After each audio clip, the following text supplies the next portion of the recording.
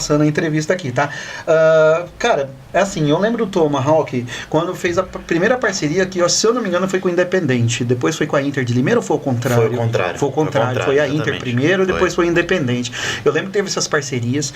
Me fala, como que surgiu e qual é a história por trás do Tomahawk, cara? Legal. Bem resumido, porque eu sei que é uma história grande, cara. Não, é legal. É legal justamente porque ela é uma história que se confunde com o começo do futebol americano na nossa região. Então o Tomahawk hoje ele é um dos times mais antigos e mais tradicionais que a gente tem. Apesar de que no momento da pandemia ele acabou perdendo muito o nome devido à equipe principal, que é a equipe equipada, ter paralisado as atividades, ela continua sendo uma das equipes mais antigas até hoje. Sim. Então o Tomahawk ele nasce como Tomahawk mesmo com esse nome em 2011, tá? No verão de 2011 uma galera resolveu começar a praticar esse esporte. Então eles vinham de outros projetos, né, que tiveram antes, que foi o Limeira Angels, que aconteceu acho que por volta de 2009, 2010, se tornou Limeira Kenny Cutters, e esse Limeira Kenny Cutters ele se tornou talvez um projeto paralelo em Piracicaba, porque até hoje existe o Piracicaba Kenny Cutters lá. Kenny Cutters, sabe? E aí em 2011 tem oficialmente lançado o Limeira Tomahawk. Então essa história pré-Tomahawk ela fica um pouco conturbada até que chegue alguém das antigas e esclareça a ordem certinha de como aconteceu tudo isso. Mas fato é que em 2011 a gente tem o time já com esse nome. Certo. E aí em 2012 tem a primeira filiação, então ele passa a ser uma equipe da FEFASP, que é a Federação de Futebol Americano do Estado de São Paulo, e começa a disputar o seu primeiro jogo oficial, a sua primeira competição oficial. Certo. Alguns anos depois faz a primeira parceria, que é com a Inter de Limeira. Então, se eu não me engano, essa parceria ela veio em 2018, e aí nós temos o primeiro título do Tomahawk. Então, 2018. Em 2018 a equipe foi campeã da Taça 9 de Julho, que é um torneio estadual. Na época era praticamente um campeonato paulista, vamos falar assim. Sim. E é um torneio que tem até hoje, que é bem disputado na região. E em 2019, né, ele faz essa parceria de volta ali com o Galo. Então ele sai da Inter de Limeira, vai ali pro principal adversário da cidade e começa um novo projeto. Então é um projeto que não durou muito, no ano seguinte já tivemos pandemia, né? Sim. Mas é legal ver isso daí, né? Que flutuou entre os dois principais adversários dentro de outro esporte, que é o futebol. Sim. E mesmo assim não perdeu os torcedores, né? Então as pessoas entendiam que acima da rivalidade existia uma equipe que estava lutando para sobreviver e para ter um espaço no cenário do futebol americano. Legal. E aí em 2020 veio a pandemia, e aí por razões financeiras, cara, não tinha como manter uma equipe que é muito cara, que é muito custosa.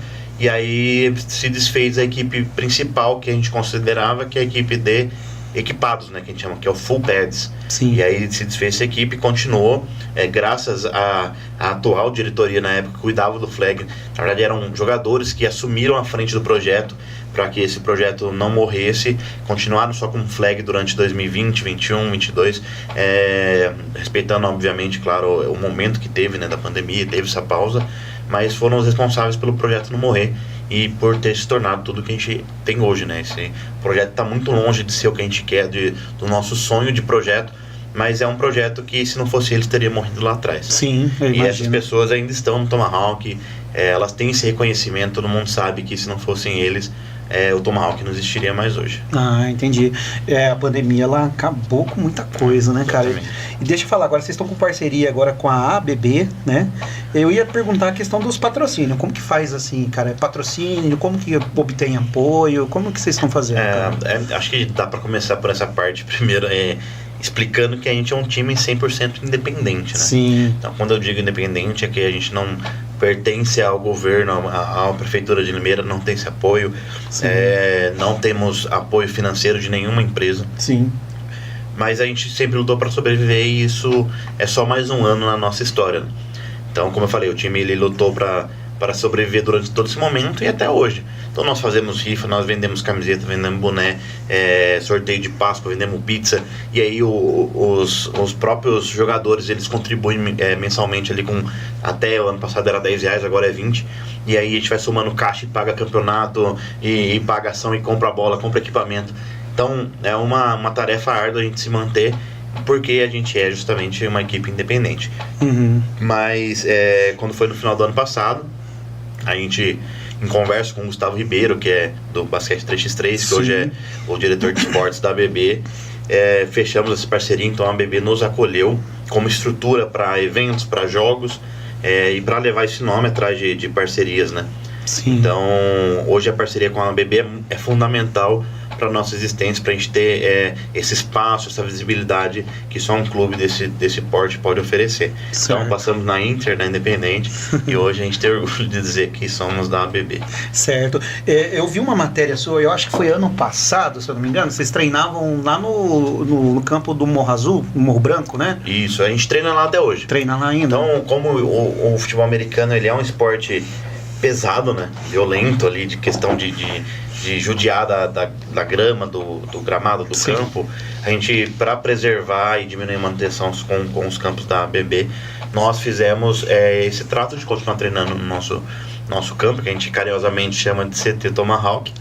E aí nossos jogos e os treinos físicos que são durante a semana a gente faz na ABB. Mas nós permanecemos lá no CT Tomahawk, que é o centro comunitário do Morro Branco, ali é Jardim São Francisco ali, na verdade. É uma mistureba ali, na região ali. Mas ali é nossa casa, então a gente já mandou muitos jogos lá, fizemos muitos eventos e até agora tem sido o lugar que nos acolheu melhor. Legal, cara. E realmente, estou no campo, né, cara? Você falou de detonar o campo, eu assisti o jogo quando veio aqui, a NFL veio pra cá, acabaram, cara, no Corinthians, cara. Um jogo.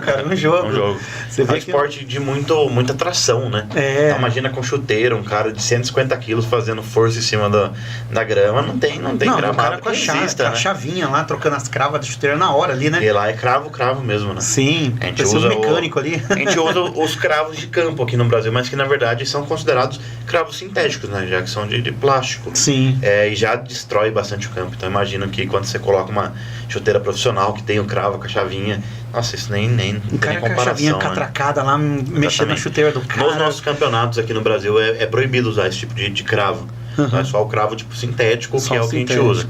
Não é a chuteira de society com os cravos de borracha. São cravos mais espaçados, maiores, mas ainda são do material que tá a chuteira, não é de ferro, igual esse que usam na NFL. Sim, eu lembro que eu assisti esse jogo, eu assisti inteiro esse jogo, cara, eu tava esperando muito. Eu sou fã de futebol americano, eu acompanho quando dá, cara. E quando terminou o jogo, eu falei, meu Deus, eu sou corintiano, o Corinthians vai jogar só ano que vem nesse campo, mano, não vai ter tempo de recuperar isso aí, não. Recuperou, cara, recuperou rápido, né? Hoje a tecnologia é muito rápida, recuperar campo, né? Nos Estados Unidos eu acho que tem uma tecnologia pra isso também, né? Enfim. Essa tecnologia de trocar o campo a cada jogo é o que mantém os campos aptos para serem jogados, né? Para disputar jogos em cima dele. Então eles já estão acostumados, né? E quando veio pro Brasil isso assustou, porque a gente não tá acostumado. Não tá, a gente não tem isso de trocar o gramado, né? Mas com certeza isso foi previamente acordado. Provavelmente a equipe que contratou o jogo já negociou que esse gramado seria trocado e estava tudo certo, né?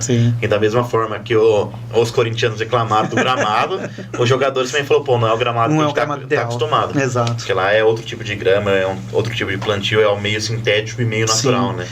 E aí muda totalmente o estilo de jogo. Então os dois lados sofreram ali. Mas eu espero que a parceria continue pelo bem do futebol americano no Brasil, né? Exato, né? Então, é uma grama especial para futebol americano, outra grama para futebol de campo. Exatamente, né? são materiais diferentes, né? Sim. Legal. Mas é importante ter essa iniciativa de trazer NFL pro Brasil e também pro mundo, né? Pro mundo conhecer o futebol americano, que é um esporte gostoso de assistir, cara. Depois que você pega as regras do jogo, você vê que é gostoso de assistir, mano. É gostoso. Eu acho muito legal. E é isso aí, galera. Gostaram do corte? Se gostaram do corte, deixe seu like, comenta e valeu!